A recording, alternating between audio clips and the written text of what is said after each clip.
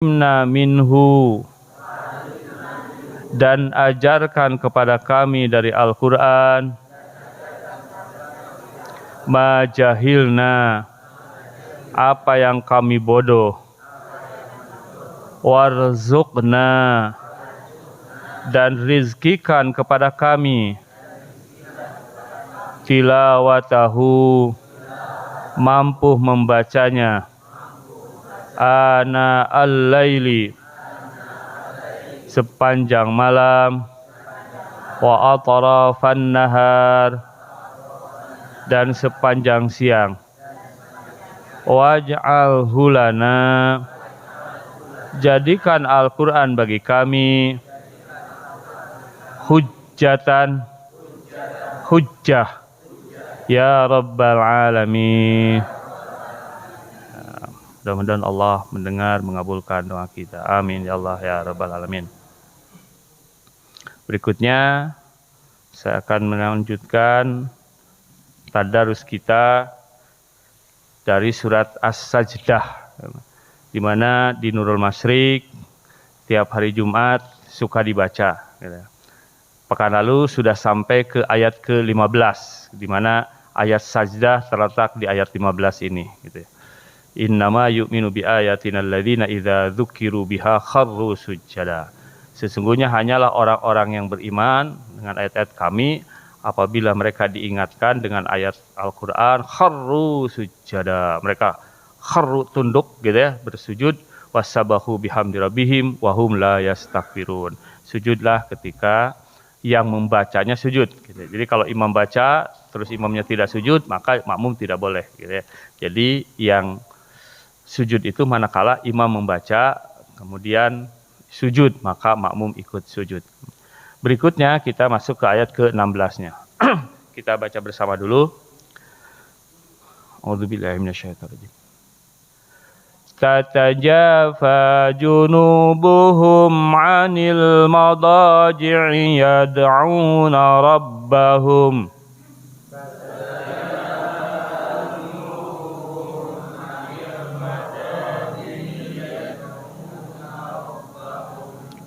khawfan wa tama'a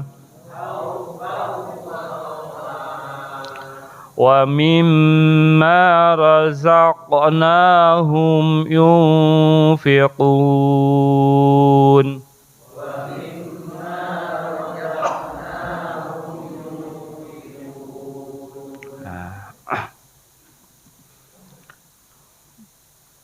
Terjemahnya, lambung atau tubuh mereka jauh dari tempat tidur untuk salat malam, seraya berdoa kepada Tuhannya dengan rasa takut akan siksanya dan penuh harap akan rahmatnya. Dan mereka menginfakkan sebagian dari rezeki yang kami anugerahkan kepada mereka. Terjemah perkataannya, tata jafa, kata asalnya adalah menjauhkan. Junubuhum, lambung-lambung mereka. Jadi yang dimaksudkan lambungnya dijauhkan dari mana? Anil madaji'i. Madaji'i, ranjang-ranjang tempat berbaring, tempat tidur, jadi tidak selalu di kasur gitu ya. Kenapa mereka menjauhkan lambung mereka dari tempat tidur? Bangun gitu. Yada'una, mereka berdoa rabbahum, kepada Tuhan mereka. Nah, berdoanya kan ada membaca doa, ada berdoa. Kalau membaca doa, anak kecil juga kadang-kadang bisa. Doa dibaca saja. Tapi kalau berdoa, ada komunikasi meminta. Ada komunikasi di mana kata-kata yang dipegang sebetulnya kata perintah. Tapi ketika perintahnya ke atas, maka menjadi berdoa. Kan sebetulnya kalau berdoa itu nyuruh. Ya Allah, ampuni saya. Nyuruh Allah mengampuni gitu. Nah, tetapi di sana adalah meminta, maka meminta ampunan, berdoa. Ya Allah, berikan kepada kami rizki. Nyuruh sebetulnya kan gitu. Nah, di sana berdoa. Jadi ada komunikasi. Nah, kalau misalkan kita berdoa tidak ada komunikasi gimana? Hanya membaca itu saja. Misalkan Rabbana atina fid dunya hasanah wa fil akhirati hasanah wa qina adzabannar. Beda gitu loh. Itu kan membaca doa gitu. Tapi kalau berdoa Rabbana atina fid dunya hasanah wa fil akhirati hasanah wa qina adzabannar.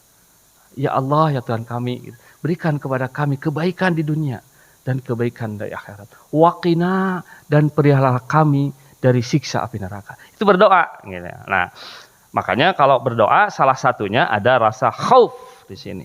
Khaufan. Nah, ada khauf di sini. Ada takut. Takut dengan siksa Allah Subhanahu wa taala. Di antaranya kita berdoa, Allahumma inna nas'aluka ridhaka wa jannah wa na'udzubika min sakhatika wan nar, gitu ya. Kemudian ada takut, ada berharap. Jadi kepada Allah Subhanahu wa taala, satu sisi kita takut dengan siksanya, tapi juga satu sisi kita selalu berharap bahwa Allah itu Ghafurur Rahim. Dalam ayat-ayat yang lain Allah menjelaskan bahwa Allah itu syadidul iqab. Allah itu sangat keras siksanya. Tapi dalam ayat lain sering Allah menyebutkan innallaha ghafurur rahim. Sesungguhnya Allah itu Maha Pengampun, Maha Penyayang. Beda dengan manusia kan. Kalau manusia itu kalau sisi jahat yang muncul gitu ya. Sisi baik. Kalau Allah sisi kerasnya ada, tapi sisi lemah lembutnya kasih sayangnya Allah. Kan Allah mengampuni dosa setahun gitu ya. Dosa yang akan datang kadang-kadang dijaga dari berbuat dosa. Tapi kalau Allah menyiksa, sadidul iqab. Di antaranya bentuk siksa yang Allah berikan nanti di akhirat dalam Al-Quran. Tsumma nadijat juluduhum baddalnahum juludan ghairaha liyadzuqul adab. Kemudian apabila seorang yang disiksa itu telah hangus, terbakar, nadijat juluduhum, Allah ganti dengan kulit yang baru. Liyadzuqul adab, supaya mereka merasakan adab tersebut. Para dokter ahli pernah meneliti kenapa dengan ayat ini. Ternyata rasa sakit manusia itu adanya di kulit. Jadi kalau orang terbakar, lalu terbakarnya sampai hangus gosong, nanti hilang rasanya, mati rasa. Tapi benar-benar mati sehingga harus diamputasi. Tapi kalau terbakarnya masih di kulit, itu rasa sakitnya masih ada, saraf-sarafnya masih berfungsi. Nah, di sanalah kita hikmahnya bahwa Allah menggambarkan syadidul iqab. Tapi Allah Ghafur Rahim, Allah Maha Pengasih, Maha Penyayang. Maka seorang muslim harus senantiasa mengembangkan khaufa wa tama'a, rasa takut dan rasa harap.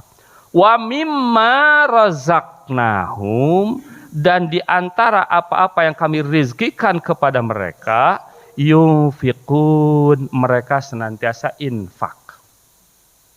Dalam bahasa Arab ada kata sedekah, ada kata infak, ada kata zakat. Apa sih perbedaannya? Ada satu lagi wakaf ya. Wakaf kita pisahkan dulu. Kalau berbicara sedekah, mencakup seluruh kebaikan berbuat baik gitu. Baik dengan harta maupun tidak dengan harta. Bahkan seorang senyum pun bisa sedekah. Memberi nasihat pun bisa sedekah. Dengan harta juga sedekah. Zakat juga disebut sedekah. Jadi kalau dalam matematika mah ada himpunan semestanya. Kebaikan itu sedekah. Nah, di dalam sedekah, kalau perbuatan baiknya dengan harta, namanya infak. Seorang suami sering bersedekah kepada istri, seorang istri sering bersedekah kepada suami dengan banyak hal. Nah, tetapi kalau yang wajib dengan harta adalah disebutnya nafkah, satu kata dengan infak. Maka sebaik-baik sedekah, sebaik-baik infak adalah infaknya, sedekahnya seorang suami kepada keluarganya. Gitu. Nggak boleh kepada yang luar dulu, sementara kebutuhan pokok di rumahnya tidak terpenuhi. Itu berpahala juga, bernilai sedekah juga. Infak itu. Gitu. Kemudian atau nafkah itu. Nah, di dalam infak, pengeluaran harta, nafkah, kalau ke keluarga, ada sebuah bagian yang itu ditentukan. Bukan hanya jumlahnya, bahkan waktunya. Itulah yang disebut dengan zakat. Maka dalam Al-Quran, zakat bisa disebut sedekah. Gitu. Infak bisa disebut sedekah. Tapi kalau misalkan orang bersedekah bisa dengan apa saja. Kalau berzakat harus dengan sesuai dengan aturannya. Kalau infak harus dengan harta. Gitu. Nah, di sini berarti wa mimma razaqnahum yunfikun, dan dari apa-apa yang kami rizkikan kepada mereka, mereka berinfak. Ketika seseorang nanti ketemu atau didatangi malaikat Ijrail, apa yang disesalkan? Bukan yang lain-lainnya. Ya ayyuhalladzina amanu la tulhikum amwalukum wala auladukum an dzikrillah. وَمَنْ يَفْعَلْ ذَلِكَ فَأُولَئِكَ هُمُ الْخَاسِرُونَ وَأَنْفِقُوا مِمَّا رَزَقْنَاكُمْ مِنْ قَبْلِ أَنْ يَأْتِيَ أَحَدَكُمُ الْمَوْتُ فَيَقُولَ يَا رَبِّ لَوْلَا أَخَّرْتَنِي إِلَى أَجَلٍ قَرِيبٍ فَأَصَّدَّقَ وَأَكُن مِنَس صَالِحِينَ. Nanti kalau kita sudah didatangi malaikat Israil, bisa jadi gitu, kita berkata, ya Allah, undurkan sebentar saja, aku hendak bersedekah dahulu. Wa akum minas salihin, dan aku hendak menjadi orang yang soleh. Kenapa? Karena banyak orang yang punya tabungan sebetulnya, dan tabungan itu semuanya merasa miliknya. Ada yang punya deposito, bahkan ada yang nyimpen di safety box gitu. Itu miliknya. Ternyata ketika kita sudah didatangi malaikat Jibril, barulah sadar bahwa itu adalah milik ahli waris. Yang dia miliki adalah harta yang sudah dia makan, yang sudah dia pakai, yang sudah dia gunakan bahkan sampai rusak.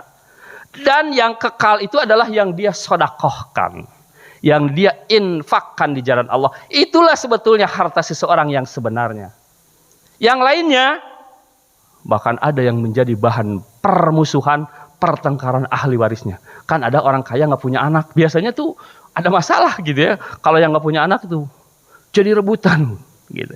Bahkan bisa jadi memutuskan silaturahmi yang dosanya sangat besar. Kenapa? Karena dia nggak punya anak. Kalau punya anak relatif gitu.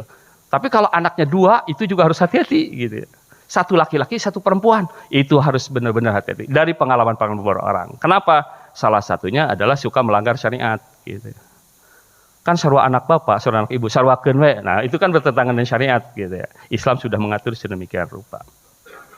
Tafsirnya, nah saya kan nggak menafsirkan, saya nggak buat tafsir, nah, itu belum jauh dari mampu. Maka saya merujuk tafsir, dan di Indonesia kita pakai yang Kemenag. Kalau di Arab Saudi ada juga tafsir Al-Muyassar, sudah ada juga gitu ya, dan relatif sederhana. Mungkin nanti sekali-kali kita pakai juga tafsir Al-Muyassar. Kalau tafsir yang tebal yang sekarang namanya Al-Munir, Profesor Juhaili gitu. Tapi itu 15 jilid gitu ya. Gitu. Kalau yang pendekatannya bahasa itu tafsir Al-Marogi terkenalnya. Itu pernah jadi rektornya di Mesir Al-Azhar gitu ya. Kalau yang suka sastra membahasanya, Bapak beli tafsirnya tafsir Al-Azhar, Profesor Hamka. Itu mah menyastra gitu ya bahasanya gitu. Mangga. Jadi bisa dibaca secara sendiri. Nah, kalau yang sekarang yang terbit dari Kemenag 10 jilid gitu ya, dan sudah ada bentuk digitalnya, jadi memudahkan kalau kita mau kaji bersama-sama gitu. Ini tafsir dari tim Kemenag, tim bukan perorangan ya, dari Kemenag RI maksudnya ya. Pada ayat ini Allah menerangkan tanda-tanda lain bagi orang-orang beriman. Di ayat 15 sudah disebutkan bahwa orang beriman itu kalau dibaca ayat-ayat saja dia bersujud. Nah, ciri yang lainnya diantaranya berarti ada yang lain, mereka mengurangi tidur dan sering bangun di pertengahan malam untuk melakukan sholat. Jadi sholat tahajud itu adalah qiyamul lail, sholat tarawih itu adalah qiyamul lail. Nah, sholat sunat setelah isya itu namanya qiyamul lail. Di bulan Ramadan diberi istilah tarawih. Gitu. Kemudian kalau tidur dulu lalu bangun maka disebutnya tahajud. Gitu.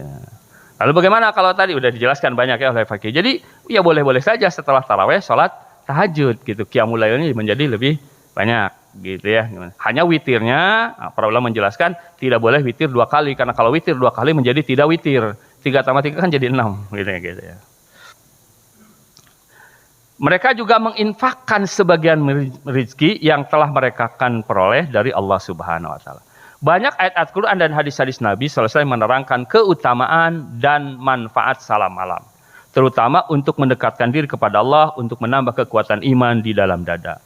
Salat tahajud dapat mengangkat manusia ke tempat yang terpuji. Mengangkat derajat salat tahajud itu. Ada keutamaan khusus salat tahajud. Sebagaimana firman Allah Subhanahu wa taala, nah ini tafsir di ayat ditafsirkan dengan ayat. Jadi ayat Al-Qur'an untuk lebih jelasnya maka bisa ditafsirkannya justru dengan ayat yang lain. Sebuah ayat bisa ditafsirkan juga dengan hadis. Tafsir ayat bisa juga dijelaskan dengan kaulnya, asarnya, pendapatnya para sahabat. Berikutnya tafsir ditafsirkan oleh para ulama. Nah, kita merujuk kepada tafsir-tafsir yang sudah disusun oleh para ulama. Tetapi para ulama juga kan ketika menafsirkannya adalah tadi menggunakan ayat, menggunakan hadis, menggunakan asar kaul para sahabat, gitu, menggunakan merujuk pada ulama-ulama. Salah satu ahli tafsir terkenal adalah Ibnu Abbas. Gitu. Di sini surat Al-Isra ayat 79 memberikan penafsiran kepada ayat yang lain. Wa minal laili, dan di antara sebagian malam, fatahajjad bihi, bertahajudlah dengannya. Nafilatal lak, sebagai ibadah sunnah bagi kalian. Asa ayyab'atsaka rabbuka, mudah-mudahan Allah mengangkat kamu maqamam mahmuda, kepada makom kedudukan yang terpuji. Terjemahnya, dan pada sebagian malam lakukanlah sholat tahajud sebagai suatu ibadah tambahan bagimu. Mudah-mudahan Tuhanmu mengangkatmu ke tempat yang terpuji. Pada ayat yang lain Allah menerangkan bahwa salat dan membaca Al-Quran di malam hari dapat menguatkan jiwa. Dengan demikian jiwa itu akan dapat menerima kewajiban yang lebih berat dan besar dari Allah. Sebagaimana disebutkan dalam firman-Nya, ya ayyuhal muzammil, wahai orang-orang yang berselimut. Sini kepada Nabi Muhammad. Qumil laila illa qalila nisfahu aw yanqus minhu qalila aw zid alaihi warattilil qur'ana tartila. Inna sanulqi 'alaika qawlan tsaqila. Inna nasyi'atal laili hiya asyaddu wat'aw wa aqwamu qila. Wahai yang berselimut, wahai orang yang berselimut, maksudnya kepada Nabi di sini, tapi berlaku kepada kita sebagai umatnya. Bangunlah untuk salat pada malam hari, kecuali sebagian kecil, yaitu separuhnya atau kurang sedikit dari itu, atau lebih dari 1/2 itu. Nah, jadi kapan sih waktu tahajud itu? Nah, kalau misalkan 6 dibagi 6 itu 12. Nah, kalau dipakai bagi 3 kan 1/3 gitu. Kurang lebih jam 2 gitu ya, mulai gitu. Tapi kalau mau lebih boleh dari pertengahan, dari mulai jam 12 sampai menjelang subuh gitu ya, gitu ya. Dan bacalah Al-Quran itu dengan perlahan-lahan. Nah, tartila perlahan, tapi ditafsirkan juga para ulama kalau disebut dengan tartil itu adalah mengikuti kaidah-kaidah tajwid. Disebut tartil manakala benar sesuai dengan kaidah-kaidah tajwid. Gitu. Sesungguhnya kami akan menurunkan perkataan yang berat kepada kamu, ya, Al-Quran. Sungguh bangun malam itu lebih kuat mengisi jiwa dan bacaan pada waktu itu lebih berkesan. Jadi dibaca di waktu malam pada kondisi sendiri itu mempunyai kekuatan berbekas kepada jiwa. Ini saya baca terjemahan saja. Ya Rasulullah, beritahukan kepadaku perbuatan yang dapat memasukkan aku ke dalam surga dan menjauhkan aku dari api neraka. Rasulullah bersabda, sesungguhnya engkau benar-benar telah menanyakan sesuatu yang besar. Sesungguhnya perbuatan itu mudah bagi orang-orang yang dimudahkan oleh Allah baginya. Apa itu? Engkau menyembah Allah, tidak menyekutukannya dengan sesuatu pun. Nah ini. Tidak boleh dengan menyekutukan atau yang disebut dengan syirik. Dijelaskan dalam ilmu tauhid, ilmu akidah, syirik itu ada yang syirik besar, ada yang syirik kecil. Disebut syirik besar merubah seseorang menjadi musyrik. Kan ada mutakin, ada musyrikin, orang-orang musyrik. Menyembah, menyekutukan Allah Subhanahu wa taala dengan berdoa kepada selain Allah. Menyembah, melakukan suatu ritual ibadah kepada selain Allah, itu sudah langsung kepada menjadi musyrik. Tapi ada yang disebut dengan syirik kecil, syirkul asghar. Syirkul asghar itu syirik kecil tapi dosanya besar. Dan itu kadang-kadang sering terjadi. Apa itu? Riya dan sum'ah. Kalau riya itu menampakkan amal ibadah kepada orang lain, ingin dipuji.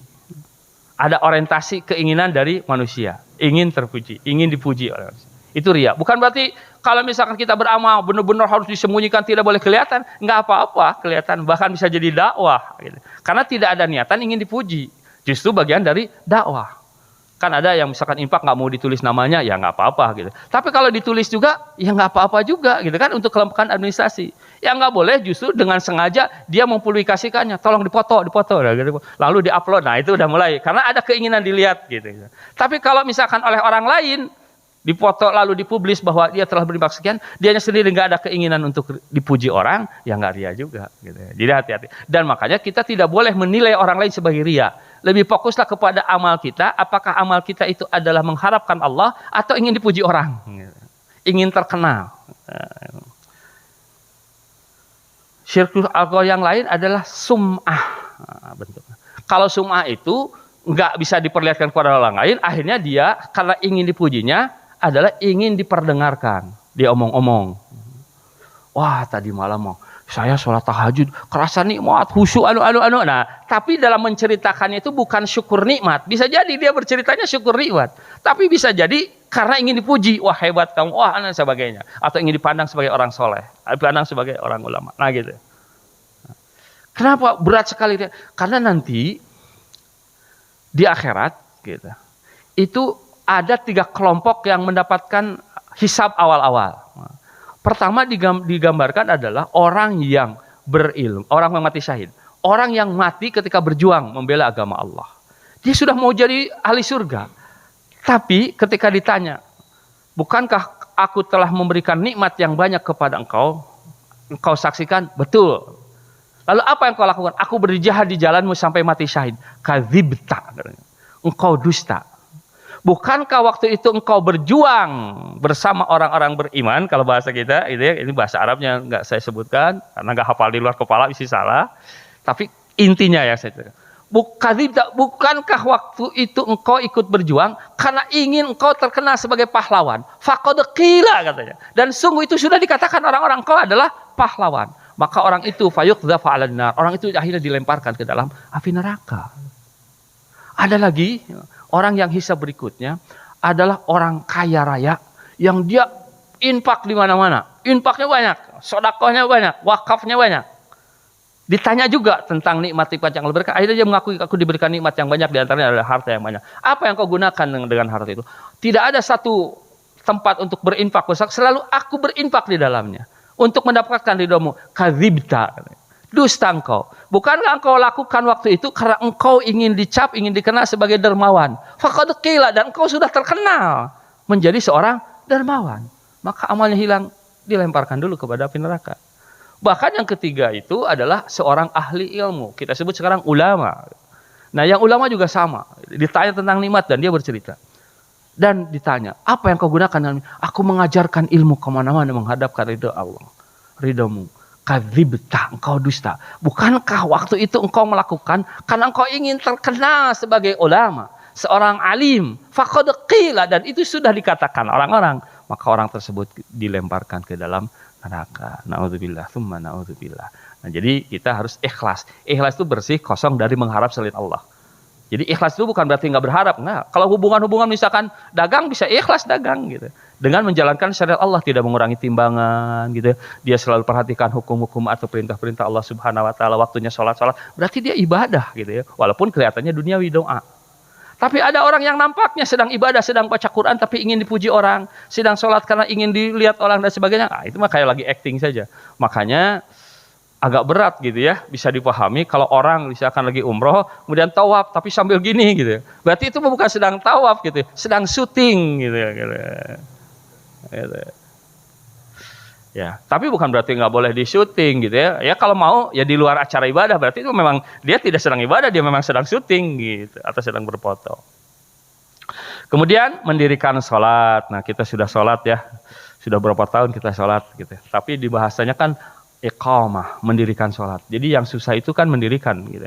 Bukan hanya melaksanakan. Kalau melaksanakan ya hanya dilaksanakan saja. Kalau iqamah, menegakkan, mendirikan, itu artinya memperhatikan syarat-syaratnya dan rukun-rukunnya. Bahkan kita tahu mana yang wajib dalam sholat, mana rukun sholat, mana yang sunat dalam sholat, mana yang makruh dalam sholat. Nah, ini mengilmui sholat gitu.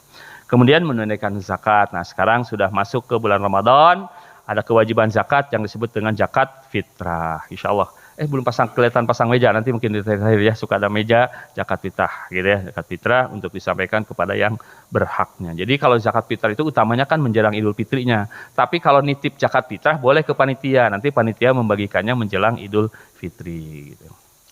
Kemudian menunaikan zakat, puasa pada bulan Ramadan, berhaji kepada Rasulullah. Kemudian Rasulullah bersabda meneruskan, maukah engkau aku tunjukkan padamu pintu-pintu kebaikan?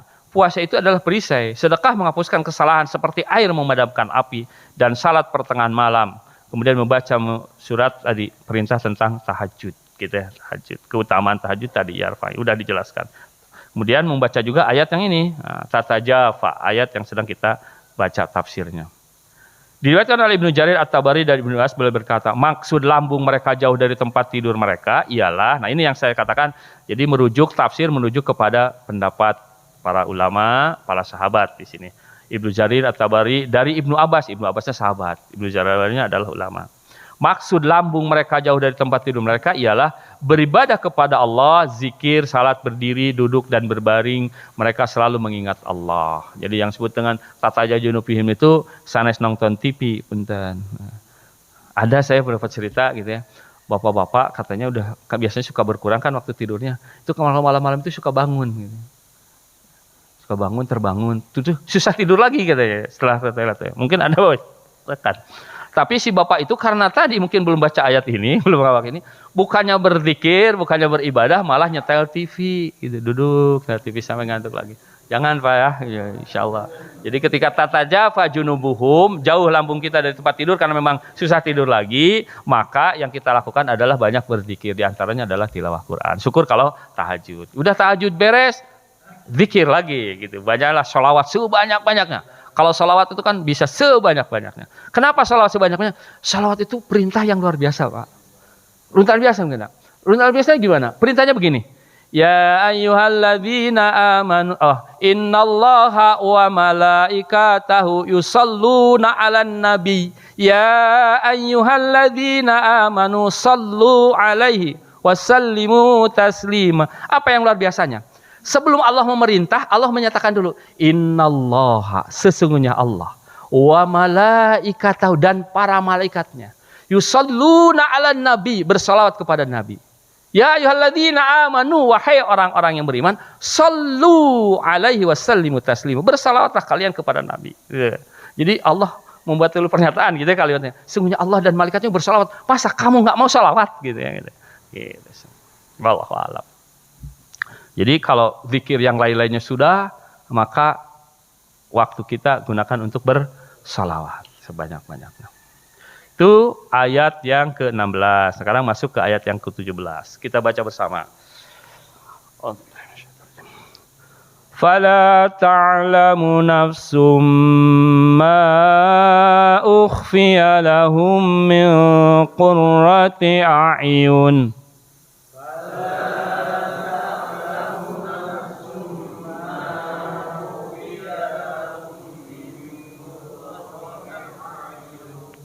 Jazaa'an bima kanu ya'malun.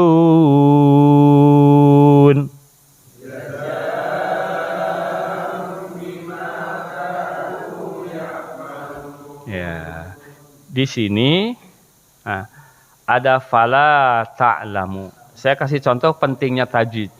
Kalau dibaca fala ta'lamu nafsun, tidak seorang pun mengetahui.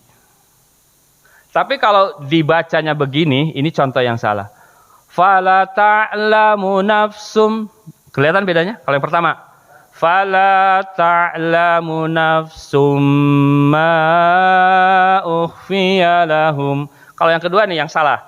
Fala ta'lamu nafsum ma ukhfiya lahum. Sedikit bedanya. Yang pertama dibaca fala ta'lam, la-nya panjang. Fala ta'lamu, itu artinya tidak. Tapi kalau dibacanya la-nya pendek, fala ta'lamu, gitu kan kayak ini. Fala artinya maka benar-benar, sungguh artinya. La panjang artinya tidak, la dibaca pendek artinya sungguh benar. Artinya jadi kebalikan. Gitu. Di sini kan tidak seorang pun mengetahui apa yang disembunyikan untuk mereka berupa macam-macam nikmat yang menyenangkan hati sebagai balasan terhadap apa yang selalu mereka kerjakan. Nah, tapi kalau dibaca pendek, maka artinya menjadi dan sungguh seseorang menjadi mengetahui apa yang disembunyikan. Nah, itu pentingnya kenapa kita harus menyempatkan lah untuk belajar tajwid, belajar tahsin tilawah. Nafsum, nah ini kalau ilmunya mungkin istilahnya kemarin waktu tajwid sudah jelas gitu ya. Ada tanwin menghadapi mim gitu ya, disebutnya idgham, idghamnya bigunah. Nafsum ma itu nah ada topinya gini lebih panjang dari mad. Namanya majaz munfasil. Ukhfiya lahum min. Nah ini nun menghadapi qaf. Min dibacanya gitu ikhfa min qurrati a'yun jaza nah itu makhraj hujub pada benar jaza beda jaza jangan sampai jaja nah itu mah jaja jaza nah ini disebut dengan iklab mim tanwin gitu Pak bima kanu ya'malun.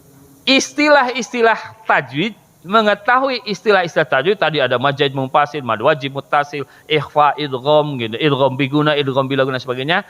Para ulama menyebutkan sebagai wajib kifayah. Kalau udah ada sekelompok orang pelajari, yang lainnya tidak berdosa. Tapi kalau membaca, mempraktekannya wajib ain. Setiap orang membaca harus seperti itu sesuai dengan kaidah tajwid. Tidak boleh misalkan jadi berubah gitu. Apalagi panjang pendek tadi yang bisa langsung kelihatan berubah maknanya. Tertukar huruf juga sama, ada yang kelihatan berubah maknanya.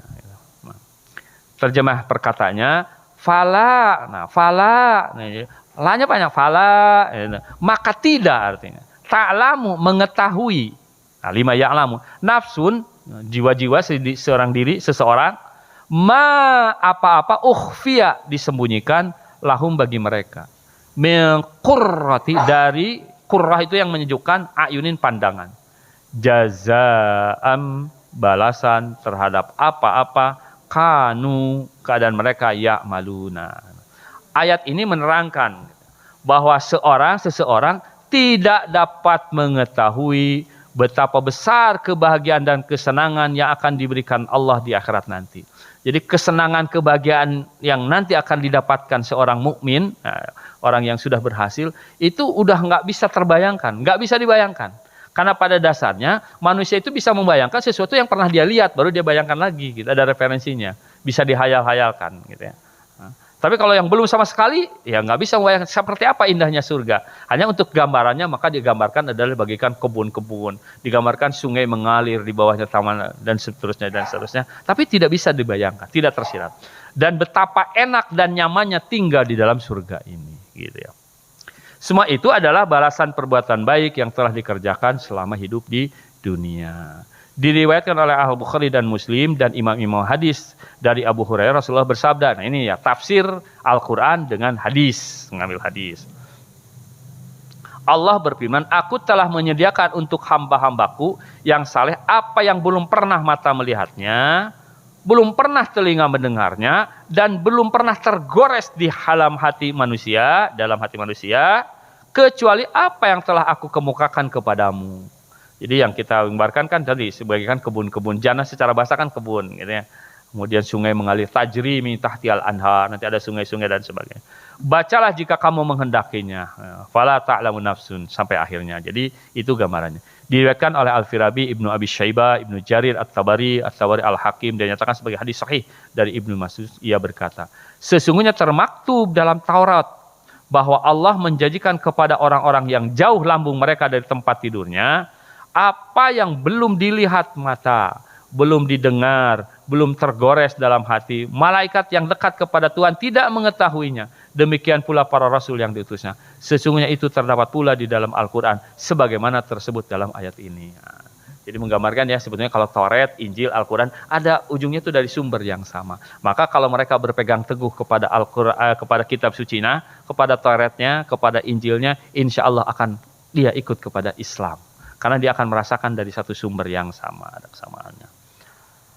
Berikutnya, masih ada waktu ya. Nah, kita mulai sekarang, udah mulai ada peringatan. Jadi Al-Quran kalau dibaca, gitu, ada basyiron, ada nadhiron, ada basyiron, ada. Kalau berbicara surga, berbicara neraka juga, gitu, lengkap. Gitu.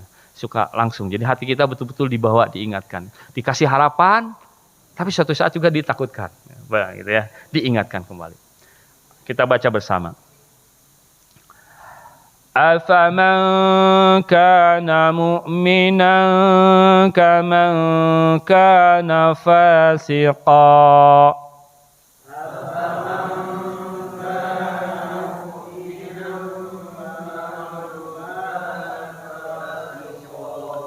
لا يستوون.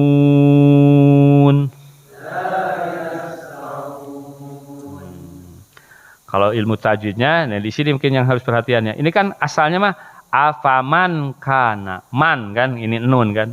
Tapi karena di sini kaf huruf ikhfa, maka dibacanya menjadi afaman kana mu'minan. Nah, ini juga sama. Menjadi ikhfa. Ikhfa itu hurufnya ada berapa? 15 ya. Nah, tapi yang kita hafalkan idgham, idhar dan iqlab.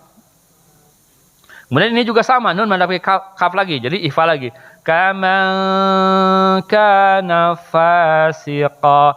Tanwin kalau sini ada alif tidak menjadi nun, fasiqon ya enggak, tapi fasiqa jadi mad, namanya mad iwad. Fasiqa la yastawun. Nah, ini sama ini. Lainnya harus diperhatikan betul ya. Kalau dibaca la yastawun, misalkan ada yang itu ya. La yastawun, benar-benar sama. Artinya kan gitu. Harusnya la yastawun, la yastawun. Tidak sama. Gitu. Tapi kalau dibilang la yastawun, benar-benar sama. Itu kan beda. Ya. Itu panjang pendek yang harus diperhatikan. Apakah orang mukmin sama dengan orang fasik, orang kafir? Nah, orang fasik itu secara bahasanya adalah orang yang melanggar hukum-hukum Allah. Itu fasik. Gitu.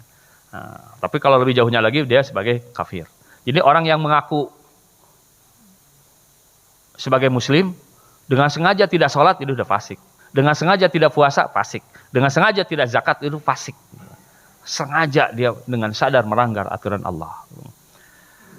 La yastawun, dijawab oleh Allah, pastilah mereka tidak sama. Afaman di sini apakah maka orang. Jadi kalau ini apakah fama man orang. Kalau diterjemahkan perkataan apakah maka orang. Karena adalah dia mukminan mukmin. Nah, mukminan mukmin. Kaman seperti man orang. Karena keadaannya fasik la yastawun. Enggak akan sama. Gitu. Pada ayat ini diterangkan bahwa setelah menerangkan sifat-sifat orang kafir di ayat-ayat sebelumnya dan sifat-sifat orang mukmin, Allah menyuruh membandingkan kedua sifat itu.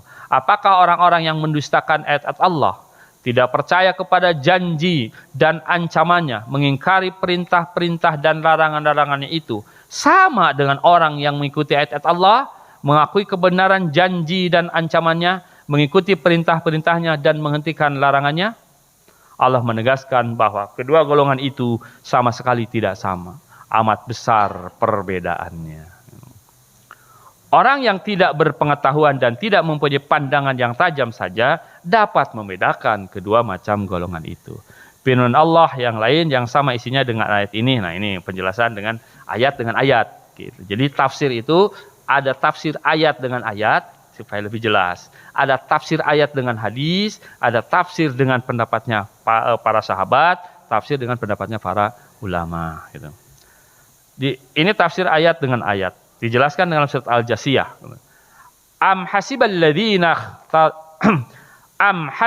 ladzina jatarahus sayyiati an naj'alahum kalladzina amanu wa amilus solihati sawa'am mahyahum wa mamatuhum sa'a ma yahkumun. Apakah orang-orang yang melakukan kejahatan itu mengira bahwa kami akan memperlakukan mereka seperti orang-orang yang beriman dan mengerjakan kebajikan, yaitu sama dalam kehidupan dan kematian mereka? Alangkah buruknya penilaian mereka itu. Nah, artinya nggak sama, gitu ya. Atau dalam ayat yang lain, firman Allah dalam surat Shad, am naj'alul ladzina amanu wa amilus salihati kal mufsidina fil ard am naj'alul muttaqina kal fujjar? Pantaskah kami memperlakukan orang-orang yang beriman dan mengerjakan kebajikan sama dengan orang-orang yang berbuat kerusakan di bumi? Atau pantaskah kami menganggap orang-orang yang bertakwa sama dengan orang-orang yang jahat? Jadi kadang-kadang Allah ketika mengajar kepada kita sebagai hambanya, itu dengan kalimat-kalimat pertanyaan. Dan kalau kita ngerti seharusnya kerasa pedes. Gitu. Coba kalau misalkan kita dikatakan orang, apa kamu nggak mikir? Gimana kerasaannya? Apa kamu nggak pakai otak? Gitu. Itu gimana kerasaannya? Itu pertanyaan. Tapi bukan berarti pertanyaan untuk dijawab. Tapi sebuah pertanyaan yang menegaskan bahwa kita nggak mikir, bahwa kita menggunakan akal.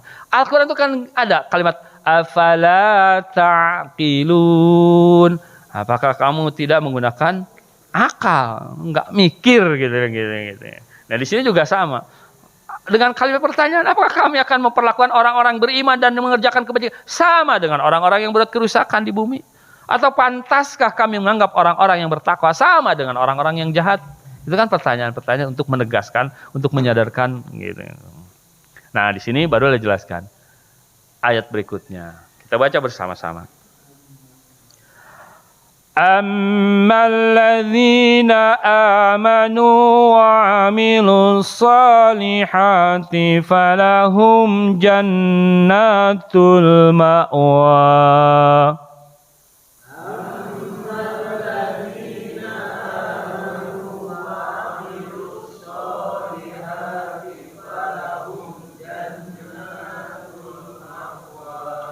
Nuzulam bima kanu ya'malun.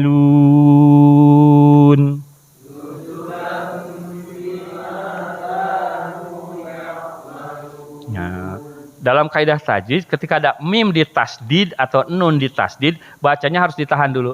Ammal, tidak gini. Ammal ladzina, tidak gitu. Tapi ditahan dulu. Ammal ladzina amanu wa 'amilus solihat. Nah, di panjang pendek tadi udah dijelaskan ya. Panjang pendek itu bisa merubah makna. Nah, jadi harus dilakukan. Kalau ada patah berdiri, insya Allah panjang. Ya, udah tahu. Kalau ada wawu sebelumnya domah panjang. Kalau ada alif sebelumnya fathah panjang. Iya sebelumnya kasrah panjang. Seperti ini nih. Ada iya sebelumnya kasrah panjang. Di sini wawu nun panjang, gitu ya. Gitu. Tapi kalau ini enggak, alifnya di sini karena masuk ke sini. Amalladzina amanu wa 'amilus solihat. Adapun orang-orang yang beriman, nah, penjelasan dari ayat yang di atas kan, dan mengerjakan amal soleh, mereka akan mendapat surga-surga. Bentuknya jamak ini. Jannah, jannah pakai tamar butoh biasanya, itu surga. Kalau jannat, surga-surga. Banyak surganya. Sebagai tempat tinggal. Sebagai balasan atas apa yang telah mereka kerjakan. Faman ya'mal mithqala dzarratin khairan yarah. Wa may ya'mal mithqala dzarratin syarran yarah. Sekecil apapun kebaikan akan mendapatkan balasannya. Begitu juga sebaliknya. Nah, bahasanya secara perkata amma adapun alladzina orang-orang yang amanu, orang-orang yang beriman. Bahasa lain adalah al-mu'minun. Wa 'amilus solihah, dan beramal soleh. Nah, jadi gini, kalau al-mu'minun gitu. Tapi kalau misalkan alladzina amanu ada kelanjutannya. Harus yang beramal soleh. Orang-orang yang sudah mengaku beriman, gitu kalau diterjemahkannya. Dan adapun orang-orang yang sudah mengaku beriman, menyatakan beriman, dan mereka sudah melakukan amal-amal soleh, falahum, maka bagi mereka, jannat, surga-surga, al-ma'wa, sebagai tempat tinggal yang diturunkan, nuzulan yang diturunkan, gitu ya. Bima kanu, sebagai balasan di sini berarti nuzulan terhadap apa yang keadaan mereka kerjakan. Nah, tafsirnya pada ayat ini jelaskan perbedaan dua golongan itu dan perbedaan keadaan mereka di akhirat. Orang-orang beriman kepada Allah dan Rasulnya serta mengerjakan amal soleh akan diberi ganjaran pahala yang berlipat ganda di akhirat nanti.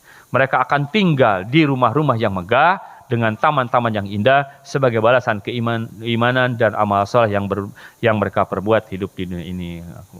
Kemarin saya nemu hadis itu kan di fikih sunnah gitu ya, bahwa salah satu keutamaan gitu membangun masjid itu bagaikan kita membangun rumah di surga. Mangga yang mau membangun rumah di surga ada kesempatan di Nurul Masyrik gitu ya. Yang mungkin sebelumnya belum kebagian atau yang sebelumnya sudah kebagian, sekarang ingin kebagian lagi, mari kita bangun rumah Allah. Mudah-mudahan itu bagian dari kita membangun rumah di surga dalam hadisnya.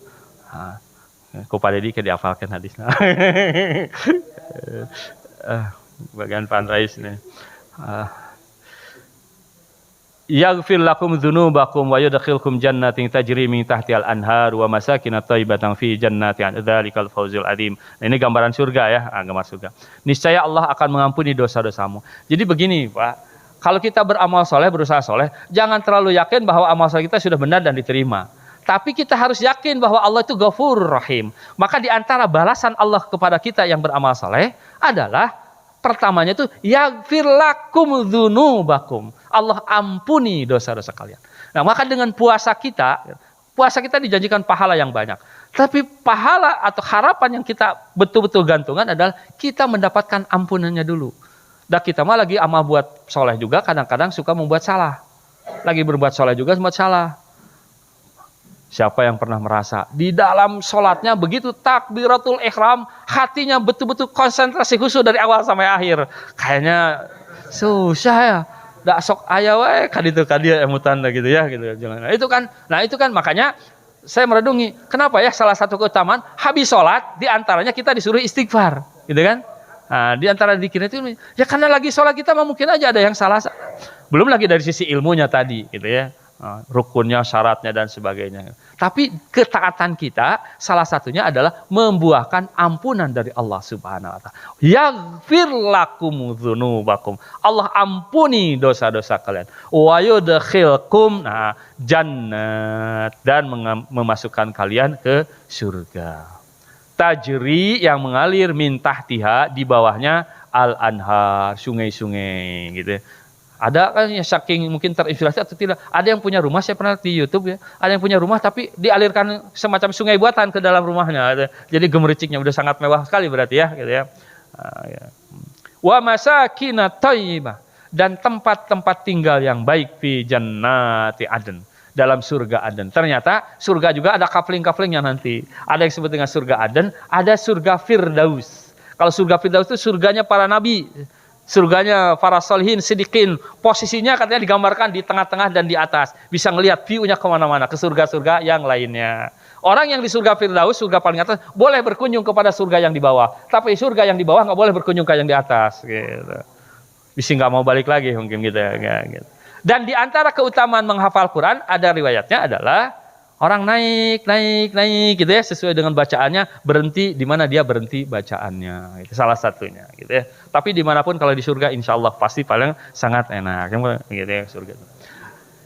Jangan lupa, saya mengingatkan diri saya sendiri dan bapak-bapak semuanya, ketika berdoa jangan sampai hanya berdoa untuk masuk surga, tapi harus lengkap, selamat dari siksa api neraka. Bisa masuk surga, masuk neraka dulu gitu. Karena memang dijanjikan dalam hadis gitu ya, ada keterangan bahwa orang ada keimanan suatu saat masuk surga. Tapi ada yang balas dosa dulu. Bahkan ada yang menyebutkan istilahnya ada ya alumni neraka gitu yang masuk ke surga nanti gitu ya, di neraka dulu. Makanya berat di neraka. Padahal neraka yang paling ringan. Neraka yang paling ringan dalam hadis, saya sampai waktu baca itu Masya Allah. Dibuatkan semacam sendal terompah dari api neraka. Lalu orang itu pakai sendal itu sebagai bentuk siksa yang paling rendah. Dan ketika dipakai maka mendidihlah otaknya. Kalau tadi kan ada yang kulitnya sampai hangus gosong, ada yang tenggelam, dia mah cuma dikasih sendal saja gitu. Tapi dengan begitu juga mendidih otaknya. Dijat culudum. Kalau nggak percaya, coba aja pakai sendal jepit, pakai paku payung di dalamnya, baru keinjak ngejerit gitu ya. Karena apa? Walaupun di dampar kan sakitnya bisa kemana-mana, ya kan? Gitu ya, itulah. Gitu ya. Ada yang ahli pijit ini ya, pijit represi kan dipijitnya di sini, cuma dipegang gitu kan. Tapi kalau ada yang penyakitnya kan ngejerit-jerit orang gitu ya. Nah, itu gambarannya gitu. Di dunia saya sudah seperti apa lagi dengan siksa neraka. Jadi kita ingin masuk surga dan selamat dari siksa api neraka. Itulah orang yang sukses sebenarnya. Fama zuhziha anin nari wa udkhilal jannah faqad faz. Barang siapa yang selamat dari siksa api neraka dan masuk ke surga, maka sungguh dia adalah orang yang sukses yang sebenarnya, orang yang beruntung. Nah, satu lagi lah, biar tadi kan orang berimannya, sekarang orang pasiknya, ya, biar seimbang ya. Satu ayat lagi. Wa ammal ladzina fasaqu fama'wahumun nar.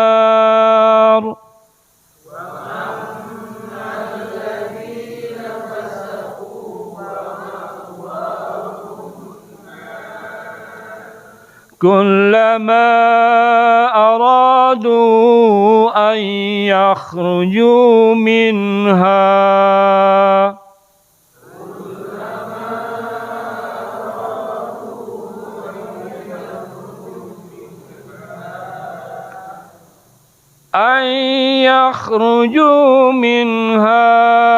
أعيدوا فيها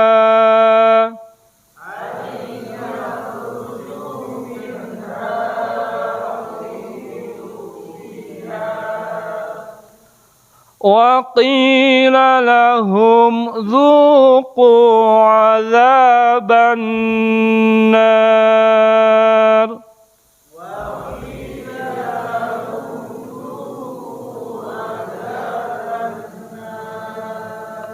ذوقوا عذاب النار الذي كنتم به تكذبون.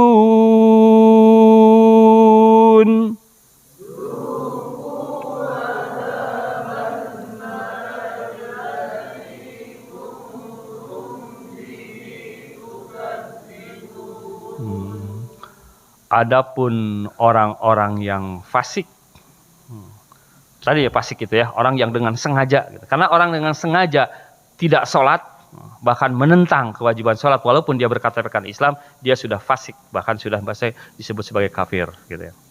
Tempat kediaman mereka adalah an-nar, api neraka.